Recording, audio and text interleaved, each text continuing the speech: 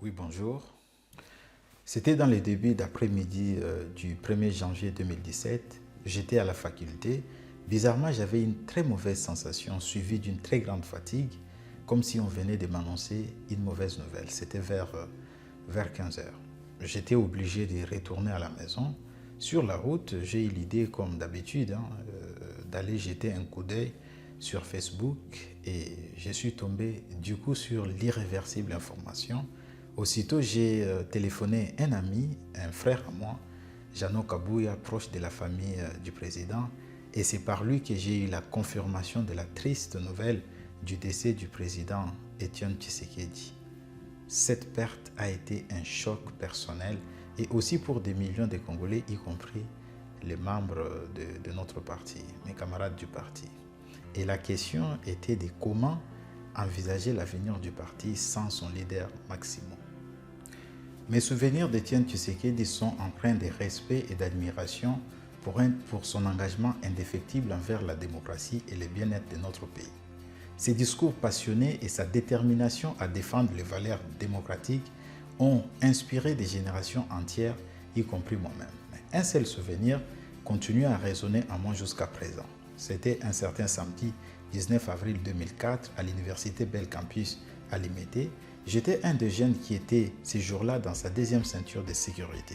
Arrivant sur 8e rue Limete, comme certains responsables du régime de Kabila y étaient conviés, notamment le président Vital Kamerhe, à l'époque secrétaire général du PPRD, certains de nos camarades avaient tenté de le brutaliser. Cela avait provoqué la réaction des policiers commis à leur garde, en tirant des tirs de sommation pour disperser la foule. Alors, au moment où nous autres étions en train de chercher comment se camoufler ou s'allonger par terre, le sphinx, lui, était resté debout, mais dans sa poche, marchant comme si de rien n'était. De plus, son discours annonçant la fin de la transition politique pour le 30 juin 2005 avait créé une psychose indescriptible dans notre pays. Pour marquer la fin de la transition, une manifestation pacifique a été organisée ce 30 juin 2005.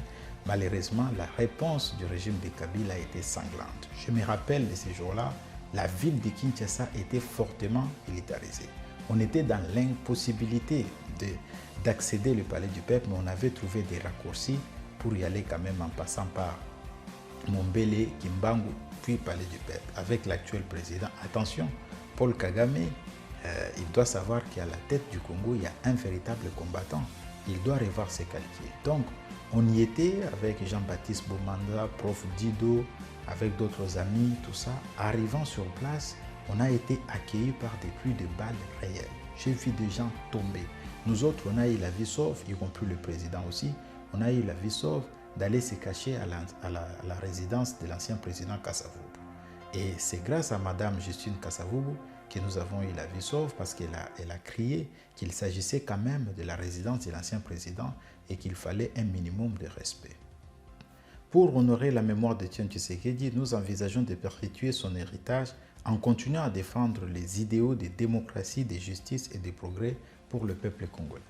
Nous prévoyons d'organiser des événements commémoratifs, de promouvoir son œuvre et ses idées à travers des initiatives éducatives et culturelles et de veiller à ce que son influence positive perdure dans notre engagement politique. En tant que membre de son parti et disciple de sa vision, nous sommes déterminés à honorer son héritage politique en poursuivant son combat pour un Congo plus juste et prospère. Pour moi, je pense que l'héritage politique d'Étienne Tshisekedi restera une source d'inspiration pour tous ceux qui aspirent à un avenir meilleur pour notre pays.